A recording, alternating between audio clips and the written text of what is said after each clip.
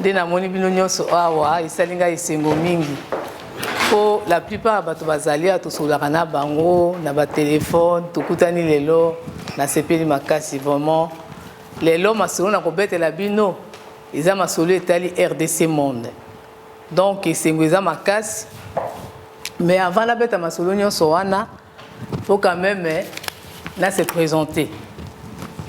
Je m'appelle Pauline Lumumba. Je suis dans la famille Lumumba. Nazali Nia c'est à partir Semery Lumumba. Donc, ma seconde Robert la bino lelo. Avant na banda kutu, il est où papa JB? Nana remercier batonyo so ba organiser. Maman da Francisca. Tellement maman pour ba mona yo. Maman da Francisca. Na papa JB Lubangi, azo lekaleka awa. Ah voilà, c'est lui-là. Tobetela ye maboko. Eza esengo makasi pour na kozana initiative ya boye parce que souvent na lobaka na ba membre ya RDC Monde qui nazali awa na Genève, soki mutu na makanisi moko ya malamu ko alingi se déplacer na mboka na ye, totali planning nanga et puis totali si y a une possibilité ezali na ye na mboka na bango. Donc, il y a des gens qui vont organiser les cambos, puis merci de ma part, papa JB. Regarde-moi. Merci beaucoup. Na maman Francisca. Et puis, à Wanakati à Lausanne, il y a maman qui va aider Bango, maman Coco, maman Caro, maman Abbé, maman Mimina, maman Sarah. Merci beaucoup. Si vous êtes dans la salle à Wate, ceux qui vont aider, attendez, Lili. Ah, bisous. Bakomona après na émission, nous avons pambola bio na makanisi ya kusali sa bande kona biso. Les lois RDC Monde. Donc, le thème qu'on a abordé, on a parlé sur historique RDC Monde. Et puis après, des difficultés de rencontrer dans RDC Monde parce que, au fait, moi, et ça, le est une année.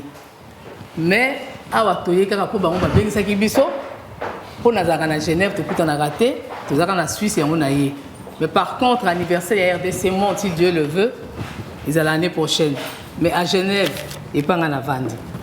Et puis, ma soeur, historique, il y a des difficultés de rencontrer.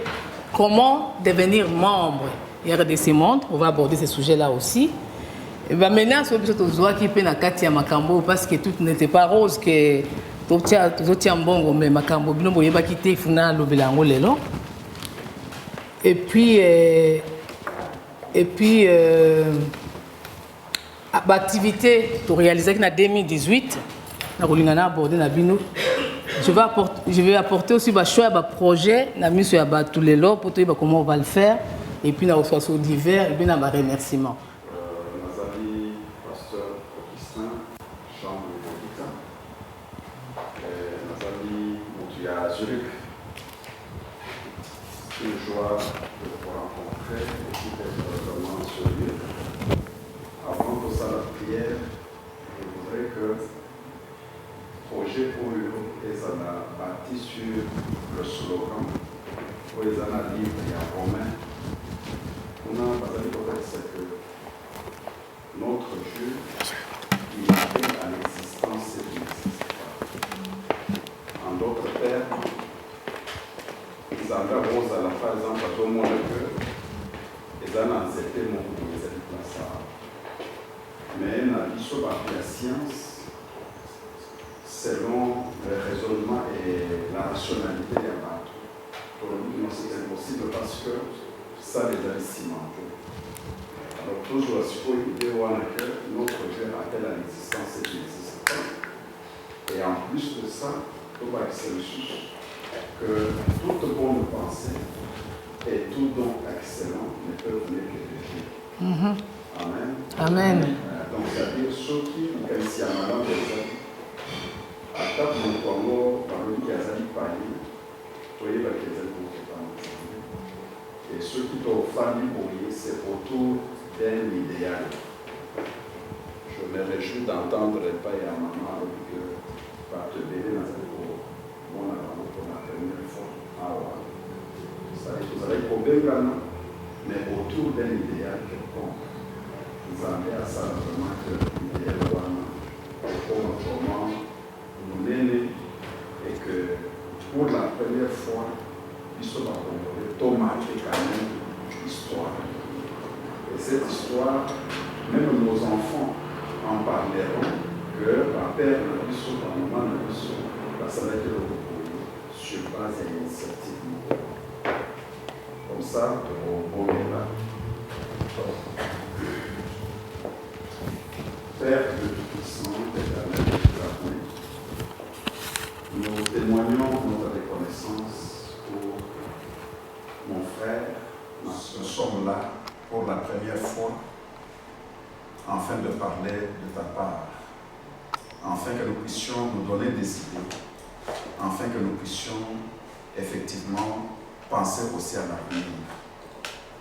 Mais nous ne pouvons pas continuer simplement à te demander des choses, que ce soit pour la vision RDC Monde, que ce soit pour tout autre projet que nous pouvons avoir, si nous ne pouvons pas, nous en tant que des Congolais en ce lieu, te rendre des actions de grâce, témoigner notre reconnaissance, parce que je sais que mon frère et moi, ma soeur et moi, tous nous t'avions demandé que le mois de décembre qui était si capital pour nous, qui paraissait avec beaucoup de horreurs, je sais et je suis convaincu que chacun de nous qui est dans cette salle avait fait recours à toi pour te demander que nous voudrons que le mois de décembre 2018 se passe dans le calme et que toute organisation, même de ces élections, puisse se passer vraiment dans de bonnes conditions. Nous en avions marre que le sang puisse couler de temps en temps, le sang de nos frères puisse couler dans ce pays. Et parce que toi tu l'as réalisé, tu l'as concrétisé, nous ici réunis, nous te disons un grand merci. Nous témoignons notre reconnaissance pour cela, Père, parce que tu aimes le Congo. Tu as béni le Congo, notre pays. Et tout autre projet comme celui-ci, RDC Monde, nous l'abandonnons aussi entre tes serviteurs.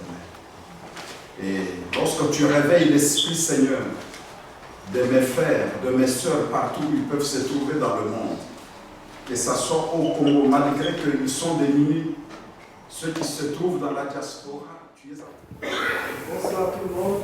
Bonsoir. Voilà, très heureux de vous recevoir dans cette salle. Je pense qu'on va parler d'un déjà petit.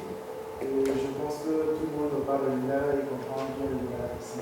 C'est ça, je veux qu'on parle ici.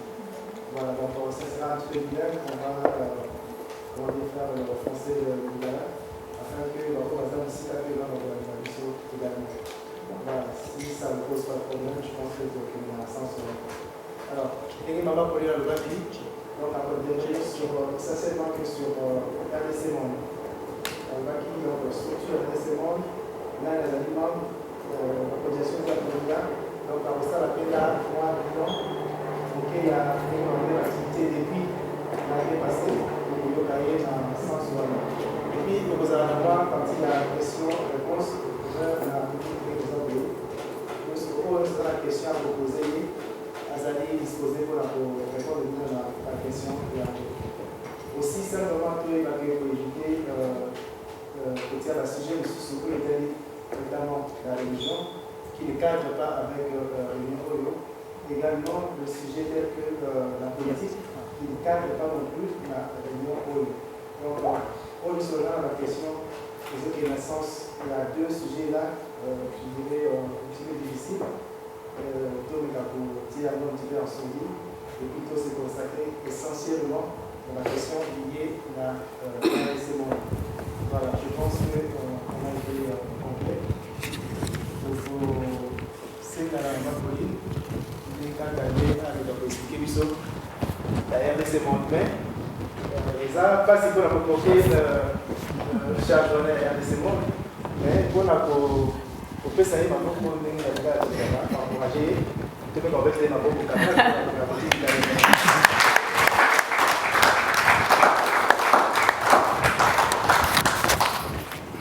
En tout cas, merci beaucoup.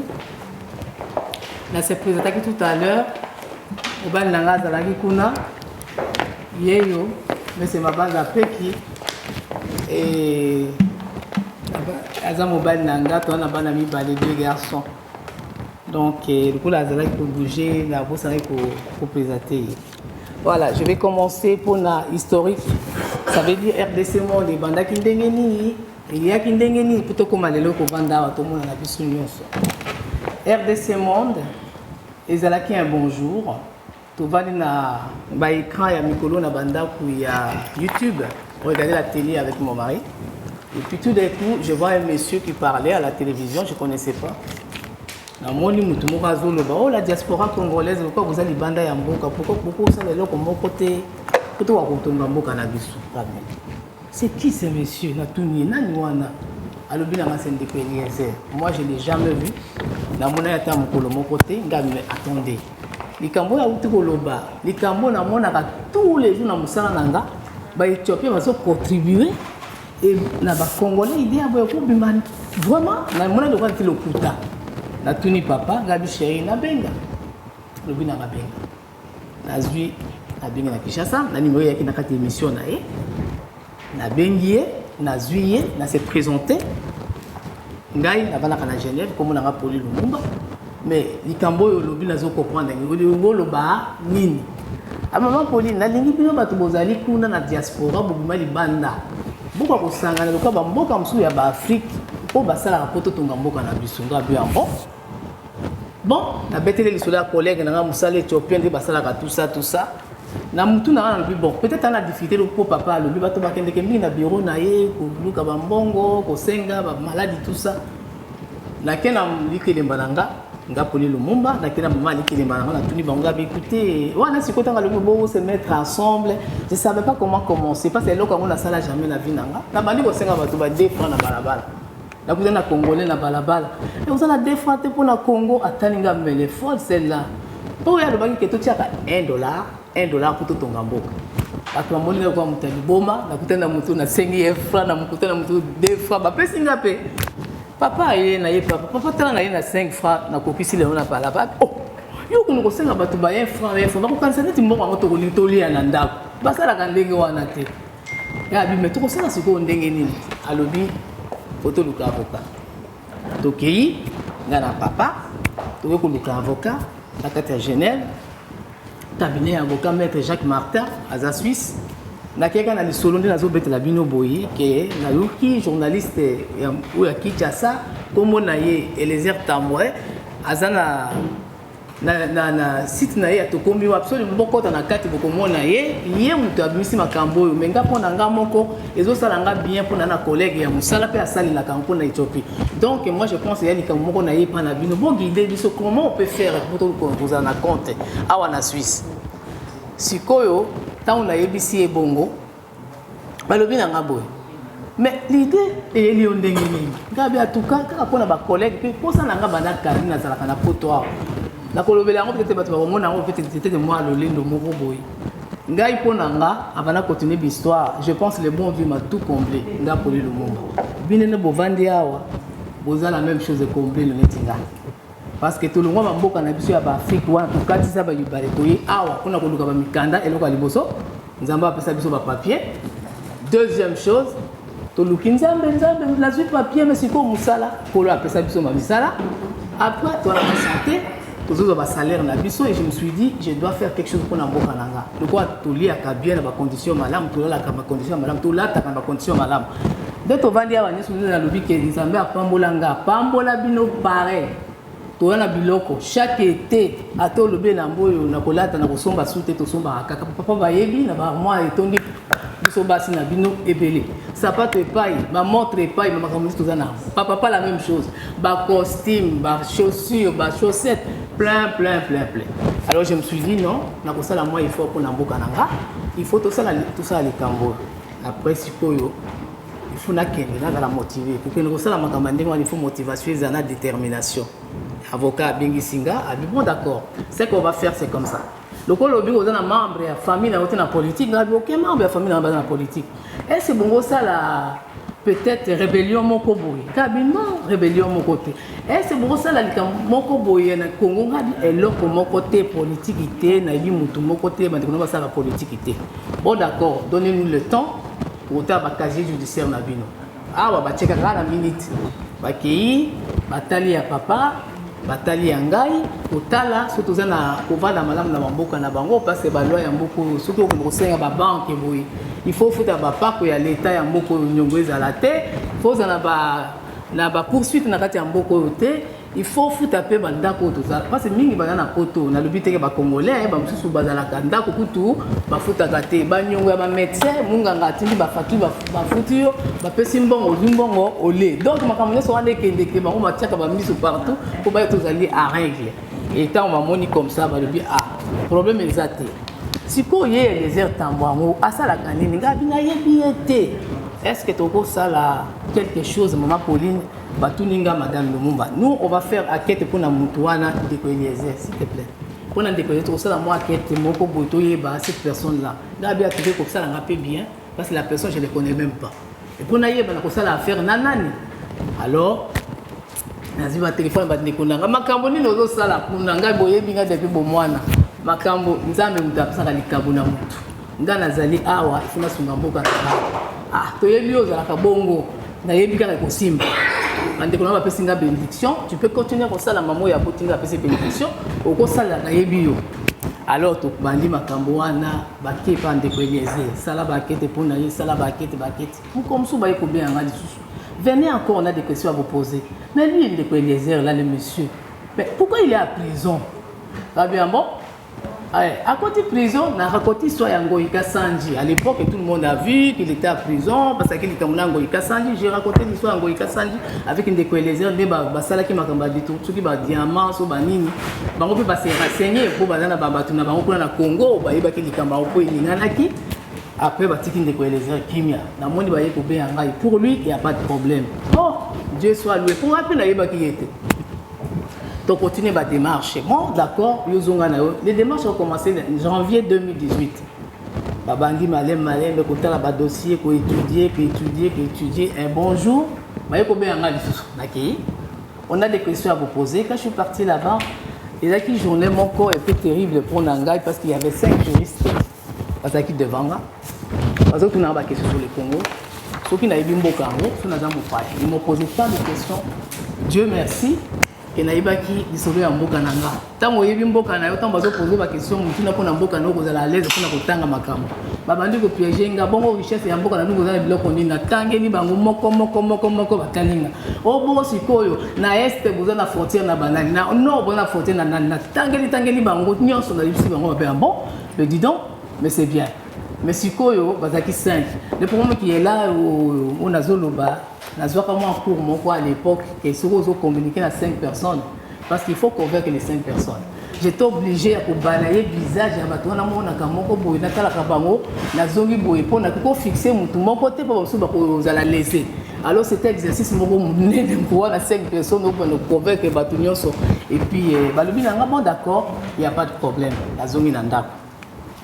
Les qui un mois, 2 mois, ngana bande kono bazali aba bazako benga ngamba ma Pauline surtout ye lelo abengi ndenge nini poste lobi nini banque lobi nini tout le temps et bonjour na ekomona na mois de juin on a commencé au mois de janvier ba eko bien na mois de juin na kepuna balobi bon tout sepeli tout sali baquette pour toi to monique so boza 10 c'est eux qui ont dit boza 10 comme ça pour na mboka na bino ekobonga mais toi na mibeko tokopesa kabi bon mibeko nini bolimbo boloba ya liboso balobi na ngai boy aucun retrait en mbongo awa na poto na Suisse j'ai dit d'accord ya mibale balobi vous nous avez dit parce que les connaisseurs balobi to tiaka $1 ça va faire des papasses et c'est beaucoup banana 10 francs suisses là balobi bon d'accord. Troisième chose, balobi la transaction est en bongo. Si vous voyez un projet, tant au projet qu'il y a, il faut qu'il y ait un projet vraiment bien établi. Vous voyez les bisous, tout le monde projet n'a bino, mais pour basculer bon en Congo, il faut transaction ça des banques à banque. Là le problème est athée.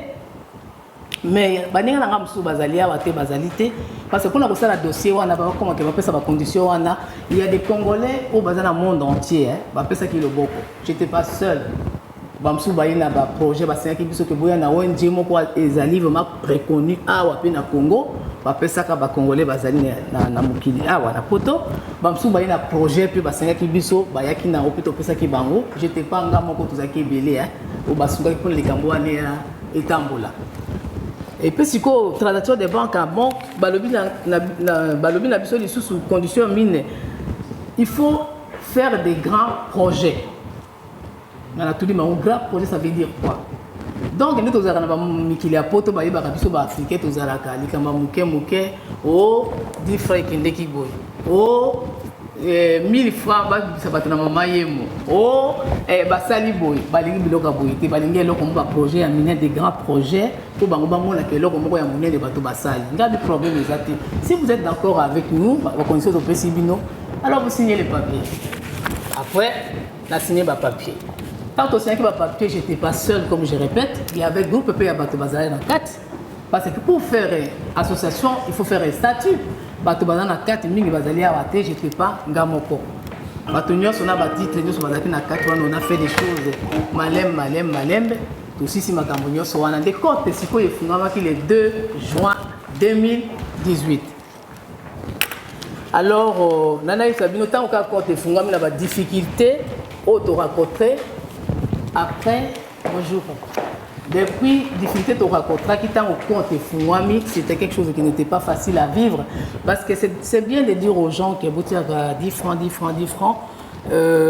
On a passé un moment difficile mon mari et moi et les enfants parce que on a reçu presque 10 000 appels il y a des Congolais dans le monde entier j'avais un fils où Azako présenté il était à l'école de haute école de gestion à Genève et puis il présentait ses examens dans la période où on a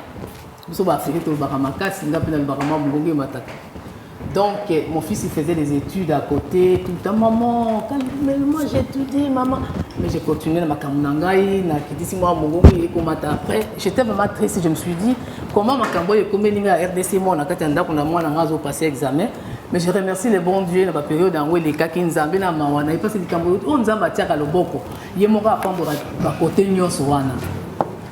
Et puis tant que moi qui passé par examen, tant à passer par examen et puis malgré tout ce qui s'est passé mon boulot na katanda ko wana ba menace pour vous commencer avec des problèmes on commence à vous menacer comme ça qu'est-ce qui se passe tout ça ba menace wana ezabo utana nini na biso ba congolais biso na biso mais eloko eleka ki na makambo ya kitoko wana après ya kitoko wana ezalaki que mon fils malgré ba musukusu ya kinanda il a reçu son diplôme la haute école de gestion na Genève il a eu son bachelor malgré musukusu ya kinaka tanda eza esengo pona nga komona mwana azwaki diplôme na ye et puis ba menace na zolo babo isiko eza ba menace moko chaque membre ou azana kata statut il a reçu chez lui à la maison.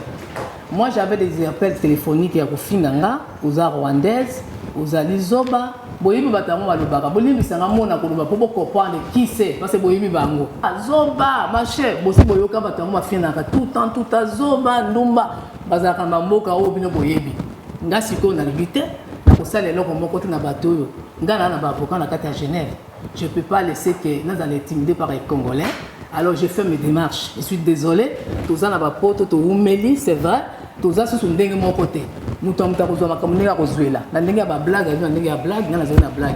J'ai été voir mon avocat. Batini pas bambila, na pas bambila. Dans le lobby il y a son oyebimaka, son oyebimaka. Ba yebité mais ba yebango le ba affiché à wanakati à Suisse. Ba lobby na bambila, lobby vous inquiétez pas parce que les ba voir to yebi bango, to yebi na bamboko bango bazali.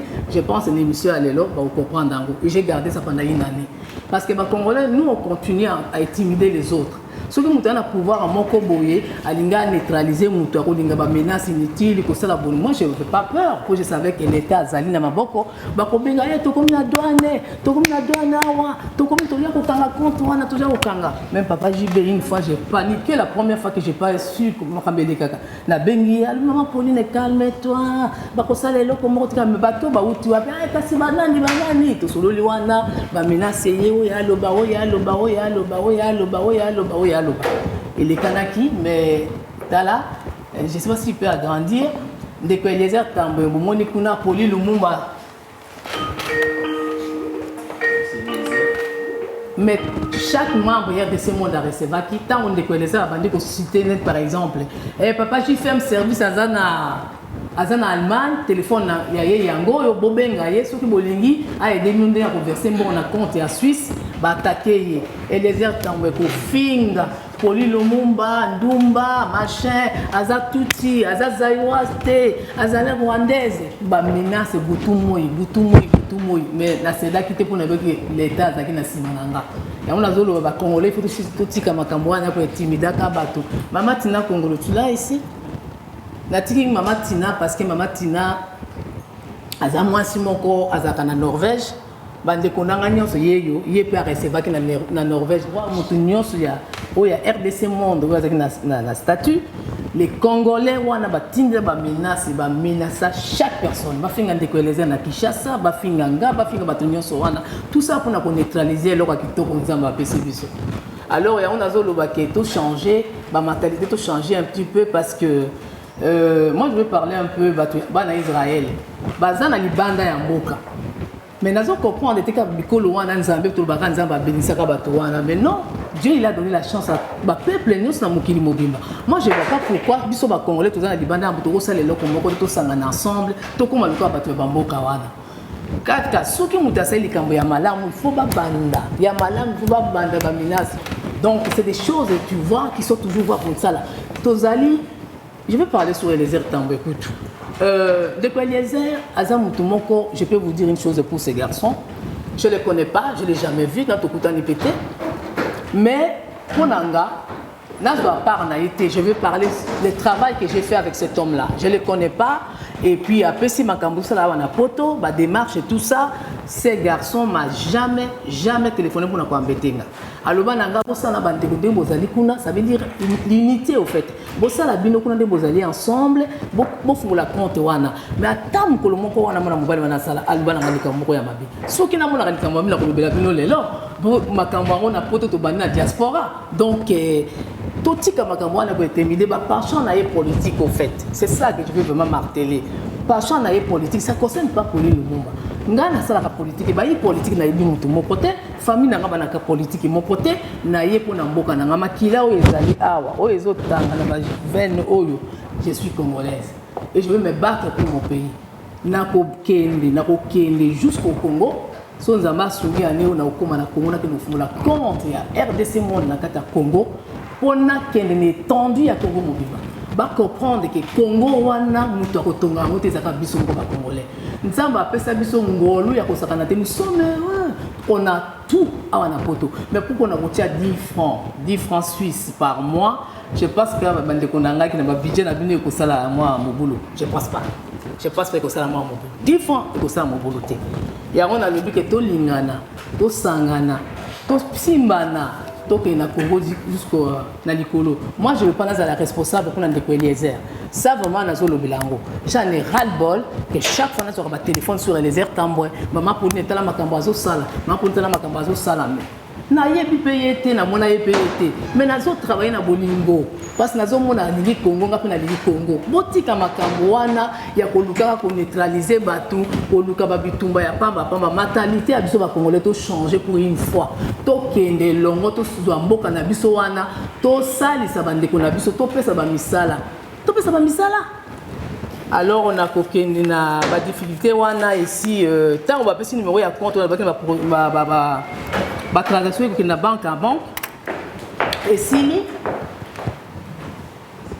si ba menace to leki ba menace na kipaki ba difficulté wana te parce na zaki makasi na sens ni na yebi ke mbila ya mboko oyo azaki na simananga ba lobi ko banga na yote to za na frontière to komia to za 50 personnes to ya okanga compte ba okanga compte na mboka ya Suisse oyo boke na mboka mosusu peut-être ba kosaka na ba Suisse bazaka bato monko boye papa bodiga uto mona encore tout de suite yo komi ba bato kaka régler makambo régler ça va pas je vais bato ba yima makambo ba ça charger même à to za ba Congolais arrêtez d'intimider les gens ça sert à rien faut changer ma mentalité na biso pour intimider faut tout ça na makambo na mboka na biso ça sert à rien j'avais pas eu peur mais na mona te que ba Congolais ba mona ke mboka na biso za na passe que na mona ba menace wana ils ont eu tous tous les jours baza ko harceler biso tous les jours baza ko finga de koeleze ba finga bana et puis akiba ba honte et puis on peut pas ngo c'est le cas bato ango pe baza ko zwa mbongo ya bato ya ner ba infiltrer pour contourner mais ner ango c'est silite parce que ba ko za la donc je voulais parler un peu de la Suisse. La Suisse, ce pays-là, c'est un pays de banque. Ils ont payé mon corps crédibilité pour l'argent. Ils ont payé mon corps ce qui va pas sur le monde entier.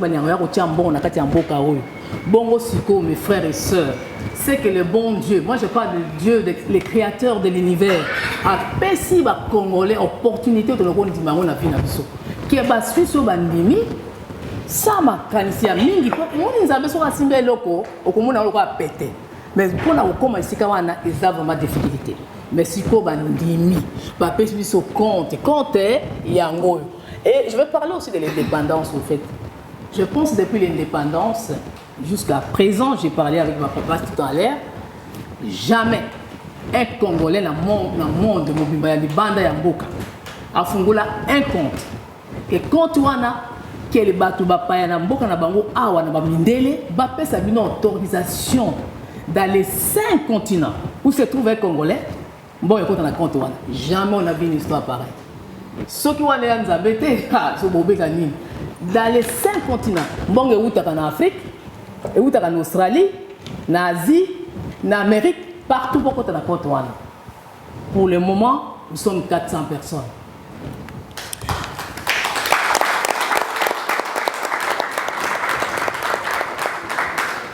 Vous savez que RDC Monde, ils ont apolitique. Je suis c'est là-dedans. Ils ont apolitique. Il y a un KTT. Bon, c'est mélangé, tout se perdre. Parce que là, on n'a plus le temps. Il y a Kodukana na sali nani, na sali boy. Bato bazo ba ke o ya sali boy ba okenda nzela na bango. O ba se ba comprendre. O ba umeli na poto. O ba zo mona ke mboka o ya Congo. Il faut biso moko ba Congolais to bundela yango, to okenda na bango elongo. Mais je sais qu'un jour viendra que tous les Congolais pour la chemin moko, na conviction pour la chemin moko. Et puis quand on a fini ma campagne, c'est la banque. Tout tikali moi muké, to pe moi muké, alors j'ai attaqué encore une autre démarche moussous. J'ai été voir mon avocat, j'ai dit écoutez, on a un compte en banque maintenant. Mais pour être sûr, on a vraiment zen, j'aimerais savoir si on pourra entamer ma démarche sur exonération et impôts. Parce qu'on ne sait pas, on a dit que Toza est béni dans les bandes à Mboka. Ceux qui ont pleuré, ils allaient béler, ceux qui ont fait des démarches, on a l'État, il y a beaucoup de thé, ou associations qui ont des millions, parce que je sais qu'il y aura des millions. Alors, ceux qui ont des millions, ils allaient, ils ont dit, eh, bon, on va quitter, bon, ça qui m'a camboté, on a des démarches, on a pour exonération et impôts. Là, au moment où on est aujourd'hui, c'est l'État suisse, bandimi, au foot, il n'y a pas de pour l'association.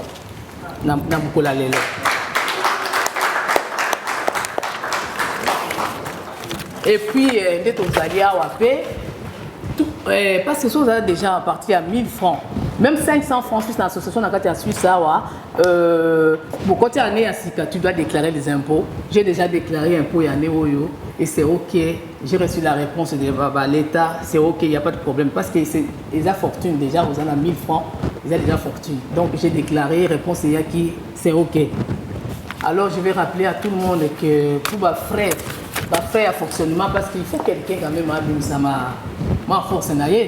Parce que pour nous, que l'on est vendre RDC Monde, il faut quand même les à côté, les gens qui faut faire un bon wawa, il faut qu'on fasse un nignawa, les autres m'ont approché à Poli le monde ils sont mariés. Tout que ma cambo les à côté fait un fonctionnement RDC Monde et nous approche na biso ngana mobile nanga. Mais ça c'est pas un problème, je voulais vraiment dire ouais que boyé baka déjà. Et puis aussi frère on a déplacé à tout le temps. Parce que j'ai fait l'activité en 2018. À Genève même, la liboso na monaki bandekona RDC Monde. La salle qui na yambaki bango, il faut louer une salle, il faut que ça la makambo nyonso, ils ont ba frais dans la côte nanga. Toyaki dans ba base et tout ça, ba yambaki biso aussi, voilà, mais il y a la moitié des choses que j'ai dépassées. Na Keneki na Milouz, mais je pensais qu'il va être là, papa Richard Pang. Je ne sais pas où tu es, mais je voulais la remercier. tokendeki na Milouze, il a pris ma charge na nyonso na mokolo wana hôtel tokendeki na bango, il a tout akendeki nazo remercier là vraiment j'avais pas dépassé même pas un franc na Milouze. Et puis na kokota na sujet il y a comment devenir membre RDC Monde. Dès le comme membre RDC Monde. Pour devenir RDC Monde, membre RDC Monde, il n'y a pas beaucoup de complications. Au côté de site sur internet www.rdcmonde.com, ou comment on a ma carte et puis on a un numéro de compte en banque pour contribuer pour na carte. Il n'y a pas d'exercice, il y a ma carte pour la carte. Et puis na biso batobala liboso, na bande konanga na mona ba ya mibale ba yelelo. Ça veut dire RDC Monde c'est une famille au fait. Il n'y a pas que il y a Batobazali Kolo et Baninga. Pour l'instant, il y a l'initiateur Eliezer Tambwe parce que lui il a sorti le mot Nzamba a utilisé Abimisi Maloba. Mais Nzamba a zupe Maloba ngwa lobi na kopesa pe mutuku na koyamba yango. Mpuso to yambeli awa. To sali na Baninga nyonso. Baninga nyonso tozali awa to sali li yango nde loko wana RDC Monde et botami. Donc les longs bino ba frère na bozali na ma sœur oya ye les longs na bandeko na mibale. Ceux qui vont continuer le RDC Monde, il y a pas les bateaux bazana ciment pour ba en retard. Nous sommes tous au même pied d'égalité. Moi, j'aimerais apprendre aux Congolais de comprendre que tout le monde a bon mot.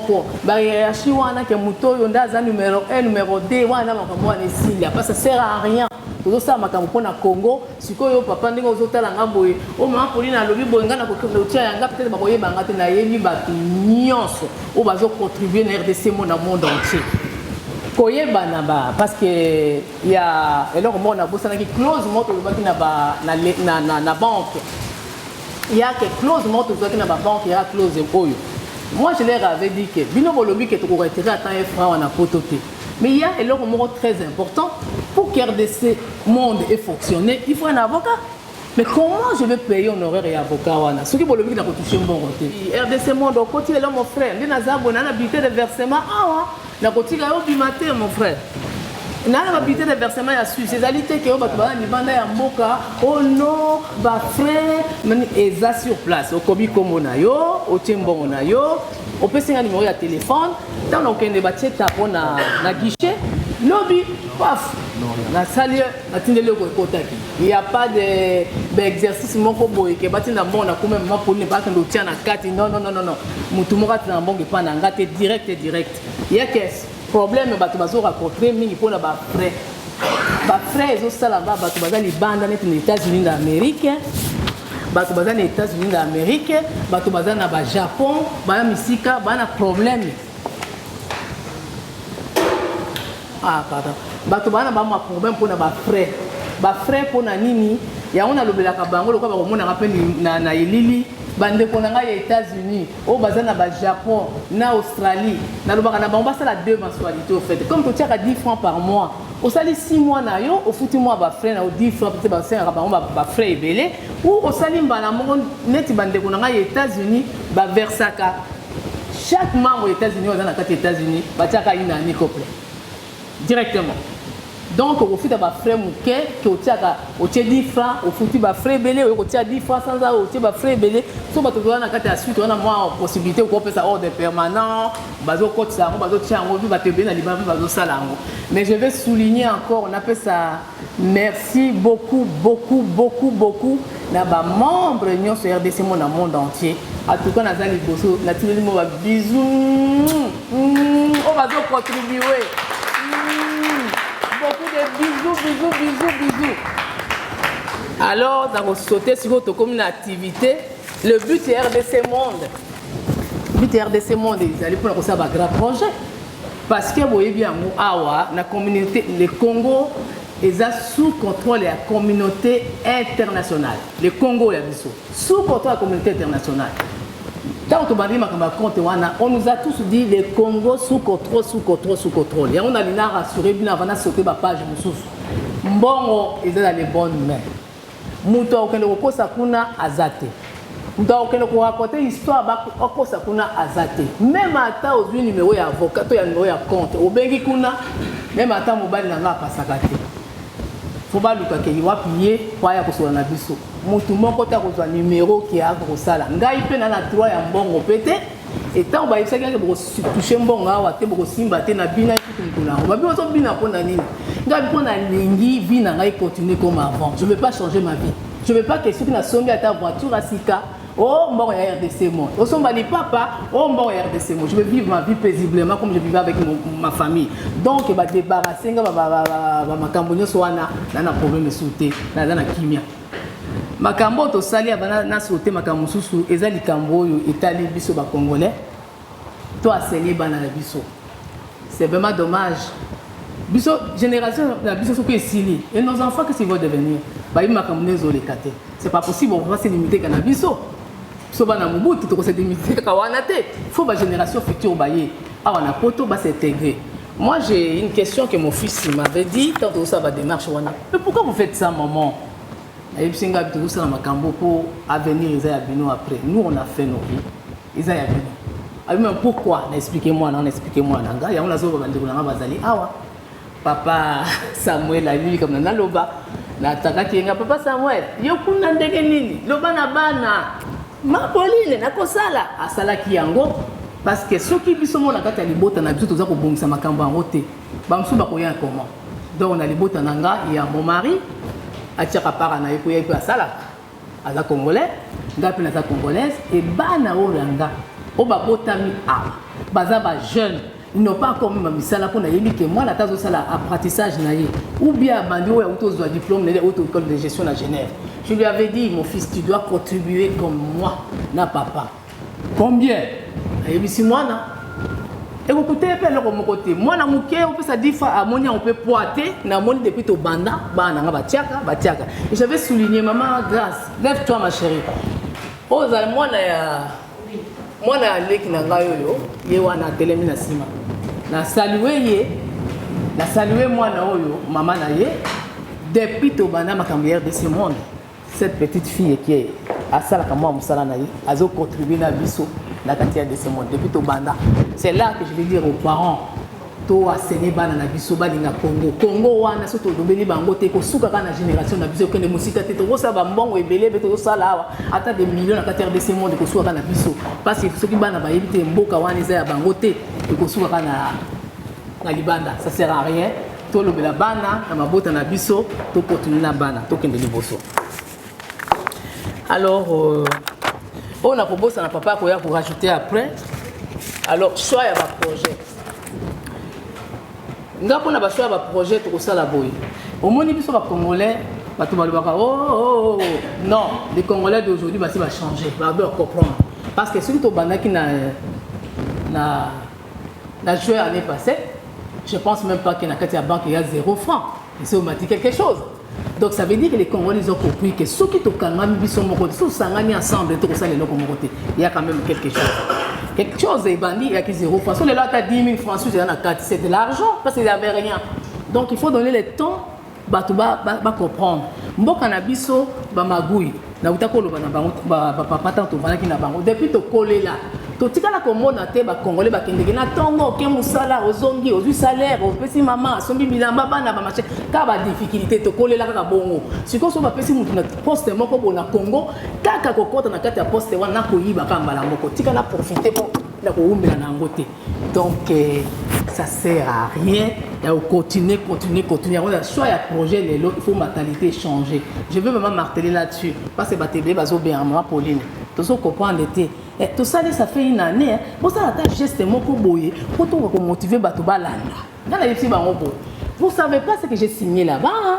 Parce qu'on nous a dit qu'il faut des grands projets. Si on a 10 000 francs, nous avons payé en côté. Nous avons RDC Monde, nous avons 50 personnes qui ont ah, il y a ça là débloqué. Ils ont le coup. Bon, nous avons bon, fallait qu'on a passé 5 000. Beaucoup qu'on a vérifié, beaucoup qu'on a été. Donc les Suisses, ils vite au Menaka. Ils sont appliqués, non, il faut un grand projet. Et les projets, on a tombé la choix d'un projet, c'est vous là.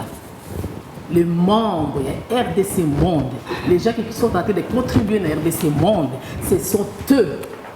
Tu comprends? Le groupe est battu. Et si l'autre n'a pas battu, nous allons comprendre qui est qui.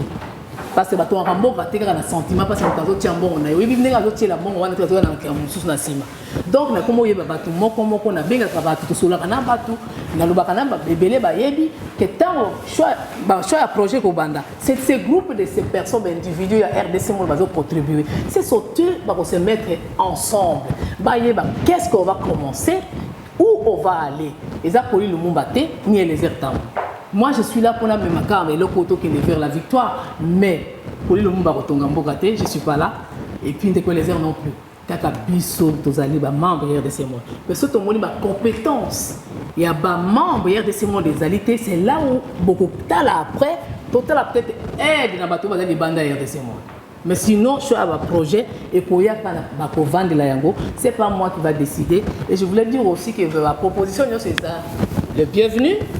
Beaucoup solo là, dans le groupe après, parce que au monde tout ça une année. Il faut aller ma maison après banque, exonération, il faut déclaration d'impôt. Donc il faut que vous en beaucoup mondele au vandi, vous d'abord bien. Au monde qui m'a camé sur la banque ils allaient bien, même à temps la zalité. Je répète ça. Ceux qui ont la zalité na kati beaucoup banque wana continue génération à génération. Parce que dans Mboka où tout le monde veut avoir un compte à côté, il va passer cette opportunité. C'est le Dieu le Tout-Puissant. Et puis, je un projet, vous savez, quand benga, beaucoup vanda, beaucoup sala. Je ne peux pas dire à quelqu'un aujourd'hui qui n'a pas de tambour. Bon, mon nom m'a bêté parce qu'ils ont la place dans la réalité. Il y a des intellectuels congolais dans la RDC monde. Il y a des médecins bazali, des pasteurs bazali, des cornions, ils ont la carte RDC monde, donc maman yele wana bako vendre sa bango moko, bako sola bango moment pour lui le monde bako pesa choix ya projet mon côté et que vous taka na bino moko bako vendre la makambo wana. Donc ça me concerne pas. Et puis je voulais aussi vous dire que 2019 en décembre, bon quand on a site internet, je vais faire une émission même chez moi à Genève, même à Tana quelque part. Pour vous dire que n'appelle ça bilan et année. Bilan et année, ça veut dire quoi? Qu'est-ce qu'on a contribué depuis au bannière de ces mondes et les montants doivent être affichés dans le site de internet, il y a www.rdc monde. Il y aura les montants. Il faut la transparence. Quand il y a la transparence, ceux qui m'ont dit qu'ils ont mouqué, pourquoi tu as commis boy? Il y a d'autres personnes qui m'ont dit maman Pauline, ceux qui ont passé mon temps peut-être aucun des boy. Toi on a un beau kababindele. Quand tu es déjà dans beau kabindele ou umeli, il faut comprendre là dans ma campagne tambola. Ngana zali awa. Ba pesi biso compte na kati ya mboka oyo. Je peux pas na kobima na kati ya mboka oyo kaka pamba tena zo ba subvention ya l'état ya mboka oyo te. Mais si ko biso mo ba congolais. Surtout vous avez même pas 20 000, 30 000 unités, vous avez aider nous pour le projet. Si on suit ça, c'est peut-être 5 000. Si on comme peut-être 25 000, vous allez faire quoi avec? Moi je ne sais pas, vous allez le mon côté. Et en gros, on a un projet, on ne peut pas faire avec 10 000, 15 000 francs sur ces projets. Attends, dans la banque, on va faire quoi avec? Moi je ne sais pas. On peut s'en aller et après, donc, les comptes RDC Monde, vous allez afficher là. Bon, en décembre 2019, nous sommes au monde entier. Nous après ça, nous après ça, mais nous avons il faut beaucoup de temps. Il faut beaucoup de frères. Nous connaissons les cas. Jusqu'à quand on va être ensemble pour nous cambier de ces mois? Jusqu'à quand? Si on continue à divers. Dans divers, je vais parler de l'amour du pays. Ça me fait mal. Quand on a des Congo. Je na utako lo bana mama sikonga boko olongo la biso makelele kuna Congo wana ese beba on peut pas tokende ko punir ba bible lobi malobozo na kata monoko lo monte ko salema mboka wana ko beba kati le Congo va être debout na zo sabino ekotelema le Congo va être Congo. Parce que le Dieu de mon père, pourquoi il a donné vision et les verts tambours. Ça peut prévision. Pourquoi je dis encore qu'on a décembre, année au Congo, où je sais que Bandeko est un bisou. Bamalobao bayoka kangote. Et allez surprise pour Nabango. Bazon di mangote. Et allez Camoro. Je suis en train de faire des démarches dans la banque de Kinshasa. Je suis là. Et nous avons des démarches de Nazaliao. Avant de nous avons Kinshasa et banque au wapi. Parce qu'il faut que tu la banque est un kili, actionnaire et batouya. Donc il faut que tu aies l'école. Donc je suis en train d'étudier, ma camonio soana, et puis Suisse, Bamomoko, puis Bazako et Ningai. Donc makambo c'est na kati ya nzela on a zo banzamba bikama mes frères et sœurs. Dieu nous aime, Dieu aime le Congo. Mais le oiseau regretter, les Congolais vont comprendre que Dieu aime le Congo, mais les Congolais vont comprendre jusqu'à quand on va se tirer les pattes tout le temps. Oh yoté, mais Congo ils ont beaucoup de Congolais. Mais ceux qui ont télémété, quand on a tout ça que le bout de la mboka d'ailleurs, nana le bout de la mboka ceux qui y ont engagé. Mais qu'est-ce que vous attendez? 10 francs suisses, bande ko bon. Mais na budget ya mutu na mutu eza rien. To somba ba pâte, to somba to lambela bana to boka na ba poubelle. O somba ba pomme poli bana pe ba l'été. Mais 10 francs tu les sens même pas dans ton budget. Tout ton mboka na biso yesengo. Bino le boko to ngaite. Bino ngana zo memande bendele. Donc tala bolingo ya mboka. Mes chers frères, makambo elekaki mikolo soki bino boyebi yango tena telema kutu. Ah, bande ko na ngai. Tala makambo eleki na France, Notre-Dame de Paris. Ça avait assailli les Congolais. Bato bana ba passe, bali akate bazali na kata France wana. Mais loko na bango bendeli na bango moko na minute ba milliards. Mais comment ça fait combien de temps que j'en parle pour le Congo? RDC Monde. Combien de temps nazo makambo etali Congo mboka na biso? Combien de temps pour le bango et a construit sa famille na ye et alinga aller sa banane mais non. Là où tu répété, Dieu m'a tout donné. Il m'a tout donné. Vous tous vous en avez. Oh il y a personne qui a personne bien. Aucun ça va douane tout cas ça. Tu y a car tu as pour barbaki tout va qui ngunda.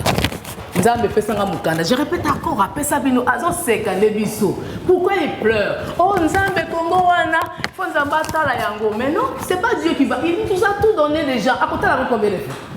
Totel ma kona Congo. Notre-Dame de Paris a les sommes pour ma Congolais ma kota là. Parce que les Camerounais ont une minute. Et là, on est côté téléma. Il faut que les gens déjà. Les bateaux sont là, mais Congo, où est-ce que la veine c'est ma qui l'a osé à Congo ou bien à Congo? Ils ont tambour la tête. Osez la ligne.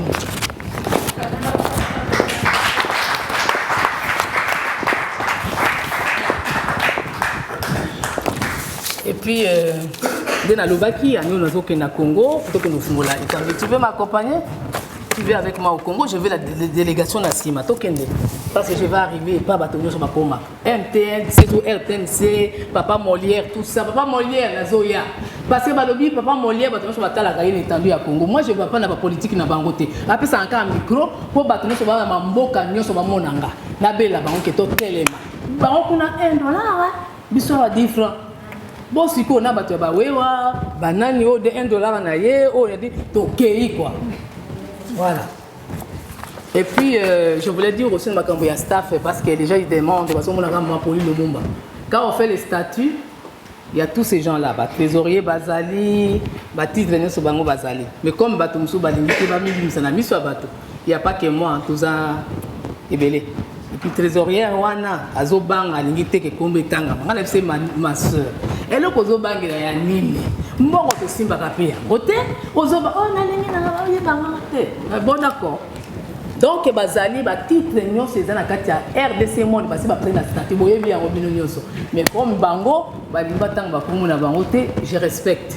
On a des démocraties, non? Et puis, je vais aussi parler sur les logos. Logo RDC Monde. On s'est battu pour ça. Et j'ai dit aussi dans mes 12.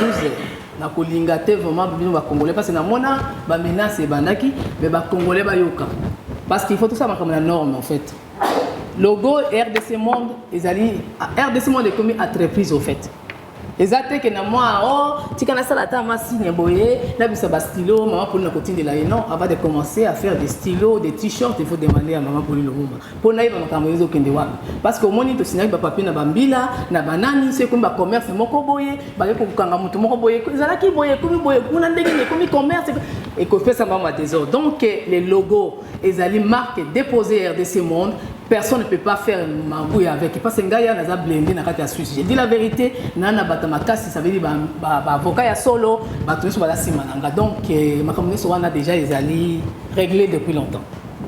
Et puis concernant la proposition de partenariat, bah idée awa moi je ne peux pas projet comme j'avais dit et là comment on vend là après je pense que bah groupe va projet va vendre peut-être on va dikambo boy tant bah on va décider que il y a dikambo de vendre na koya na public na lobby que tala likambo bango ba lobby bino voter bon moni malamu ou pas il faut faire participer les bateaux ba comprendre les mouvements des oleka exactement que bateau za la leka et puis après bokoya ko na bino tout sera vraiment na règle il y a pas que bateau za la leka.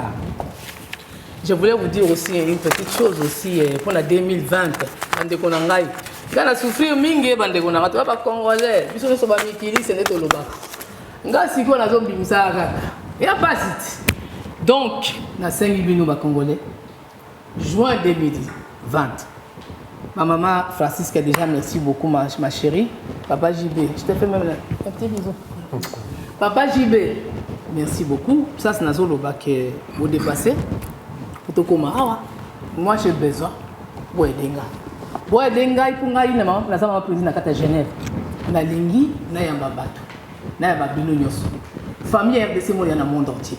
Je ne peux pas sortir tout le temps. Je vais louer salle, donc, juin 2020, on va fêter vraiment RDC mon anniversaire. Et ça il y a Genève, il y a Mabino. Donc, il faut moi, vous comprenez, moi, les salles ici. Et puis, là aussi, je vois une personne importante, il y a Kingai Awa, j'ai fait un service. Azali Awa, merci beaucoup. Tellement va mon ayo.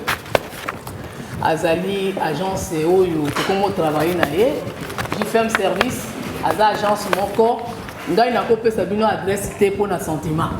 Ngai poli le mo me mangana ndenge lo yenge za mubulo. Il faut na vérifier ma problème. Depuis tous autres travailler na ye, les agences moko, les autres sunga biso ba congolais, azo pesa ba to misala kuna na Congo et puis agence moko sûr. Alors, si vous voulez que vous ayez boka, bokanisa, azamutumuko malamu, pour nazo tinda tout le temps. Et si vous voulez un carton, la Genève, je parle de Genève, un carton quand on a bloqué na kata Congo, ils ont un carton pas na biso. J'y fais un service, mon frère. Bien. Alors, et puis dans la situation, il y a remerciement, la groupe ça comme na ba remerciement c'est quoi yo. Bande kunanga nyoso. Papa Tumba Edouard, na madame. Papa Samuel, papa. Je sais pas, je pense qu'il est là au musée, comment on a vu se déplacer pour y avoir pour ma campagne de ce monde. Parce que on a tout ça depuis longtemps, et on a tous les jours. Si je me cafard et je me sens pas bien, on a bien beaucoup na bango tout ça là. On dit comment on est ah maman Pauline est salade. On dit comment on est merci beaucoup. Les Robino Boye Awa, Bao Nyoso va se déplacer pour tout en abino. Merci beaucoup, ça me va droit au cœur. Merci beaucoup, vous continuez comme ça. Vous continuez comme ça pour Nambo Cannabis. Au Congo, ils ont un au fait. Gata, on a au Congo, on a Congo. Là, on a au Congo, on a belé, on a coco, on a maï. Nazo Senga, Nazo Tanrami Kolo, on a comme on a belé en Boka Nangai. Nazo Saba démarche déjà. Là, comme on va chaîner, on va tout faire. RTNC, c'est ce qui a montré Matala. Ce qui est pas monnaie la Kuma Kuna Kendo Tombola. Tokende Liboso. Congo et Zamboura Kitoko.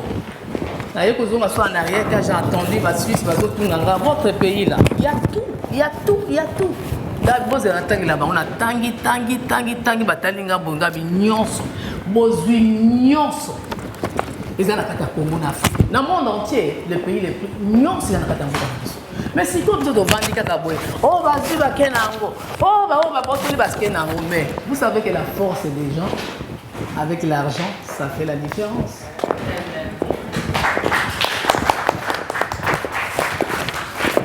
Alors, on a continué à remerciement. Alors, maintenant, vous avez papa la politique, la religion, pour soi. Alors, on a continué à remerciement. Comment dirais-je, les dieux les tout-puissants, les créateurs de l'univers, les pères célestes, les dieux de mon père, n'a pas dit merci Mingi. Ce qui était RDC, moi, il était embolaté. Il était les mapété parce que ma porte n'est pas Koloba. Ce qui est au côté, en Fongoli. La télémia, en Fongoli. na lobeli boy afungoli. Et puis je remercie le bon Dieu na batonyo so ba se déplacer ba yelelo même atambu les beti boye boyo kanga na sepeli makasi. Merci beaucoup to kende mingi te bato ba ki banda kalifo ba li quelque chose pour ba mso bazo zonga pe. Et puis Nazo tanga moi bato basali sacrifice parce qu'on parle toujours ya côté en bon on a de ces mondes. On oublie vraiment l'essentiel. Il y a des gens dans le Congolais bazana kati ya groupe ya ba staff aussi bazali o ba pesa ba bon na bango pour eloko wana telema. Il y a pas que moi ba tebeli ba pesa ba bon na bango. Je vais parler de papa JPK. Telema papa JPK. Azali ye moko na bon na ye asala site internet na biso na bon na ye pour na RDC.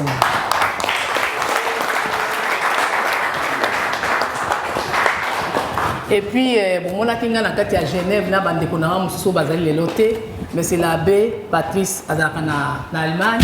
Ba flyer on a pesi bino lelo, apesa ki ba mbongo na ye ebele abimisaki. Boye bien ou très bien. On a habité des versements to ke na banque verser RDC monde bunini. Nani poste azaka ko 5 francs suisses. Et tant on a monaki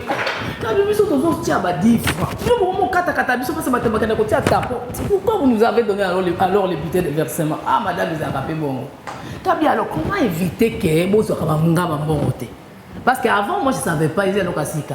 Quand ils avaient nous taté bon parce que on a fait du monde balobi que bato bakene batapo et puis batinda la biso ba versement ya bato chaque semaine papa Bodi a tchaki maman Pauline a tchaki songolo papier na ndako. Moi je savais pas tout ça. Comment je vais faire pour éviter ma gaspillage pour ma mongue et béni? La belle baro. Comment sont les années? Oh madame alors il faut avoir e-banking. Ah e-banking. La personne e-banking est là qui c'est nini que c'est papa alors a tiembon ndingo pinga kinga maman pour na verser 20 francs na ngai kende kota na côté na kata système na moni yango abi c'est OK. Il y a que ça que j'ai pour ma banque. On a sur cabine so mutalinga yeba so ekota qui c'est tout. Na kende musika te. Hein? Oui. Et puis on arrête un peu. Je continue?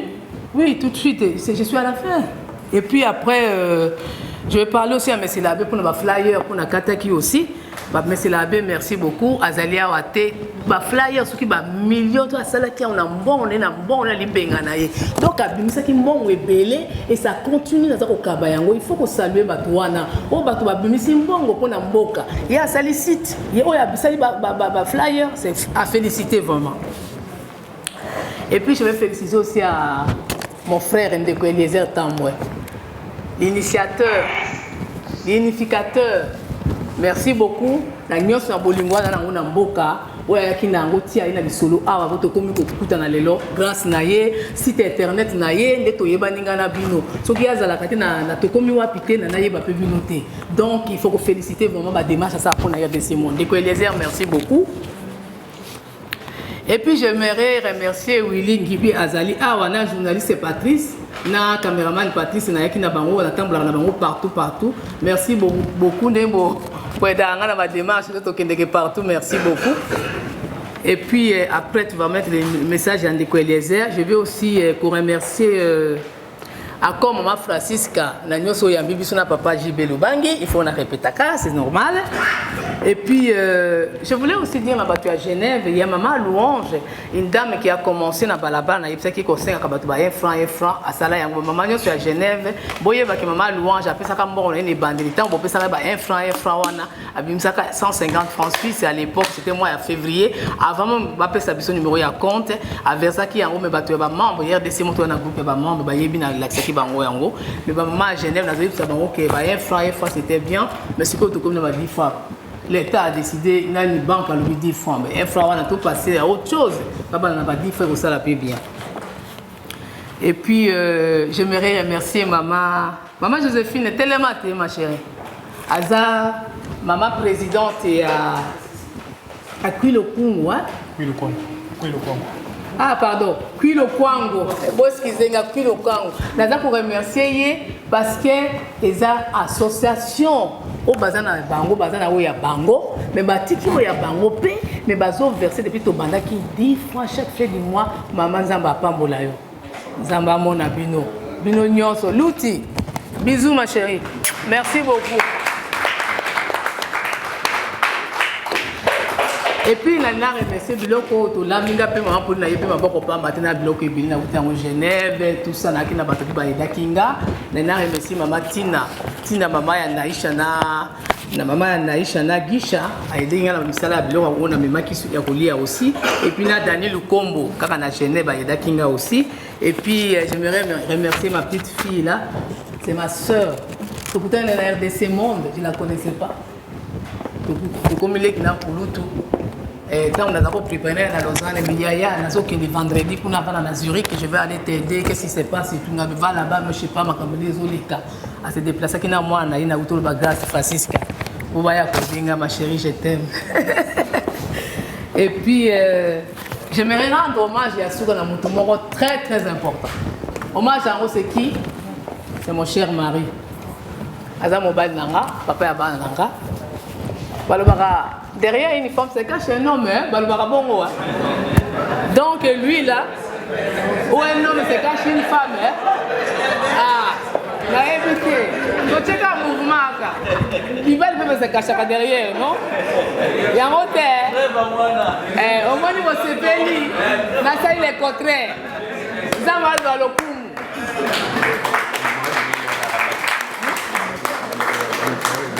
Mais c'est attends pour le si comme situation est allée, papa, mon chéri, mon amour, merci beaucoup. Ce qui vous a la gâté, mais tout comme la situation n'a soukate. Pour moi, il est manqué matara mutu mutu peyak. Ngapena mutu ya mutu pe, ce qui vous l'oubliez dans ma cambre, vous connaissez pas dans ma cambre aussi. Donc il est manqué mon aza quoi tempérer. Calme. Aza olongane. Azawana, pour nous aider, pour nous kusunga, pour les cambières de ces motos qui nous allons ensemble. C'était pas que nous allons à côté moussouye côté moussous. Tous à l'ibal à 28 ans de mariage. Et papa Abananga, merci beaucoup. On a l'obé la caillou mingité, mais le bas qu'il est là, il faut aller au bas. Parce que ce qui équilibre dans la carte à foyer au premier du Cambodge jusqu'au bout. Les Cambodgiens sont donc pas avocat, Benginga à la réception à Zozela. Na kena boye ba rendez-vous à la réception à Zozela. Et tout le temps, quand on denga pour la couper ça va menacer ya qui est kaka. Au sala boye pour qui péter bon aboye. Merci mon chéri, merci beaucoup. Alors aussi qu'on a évité ce qui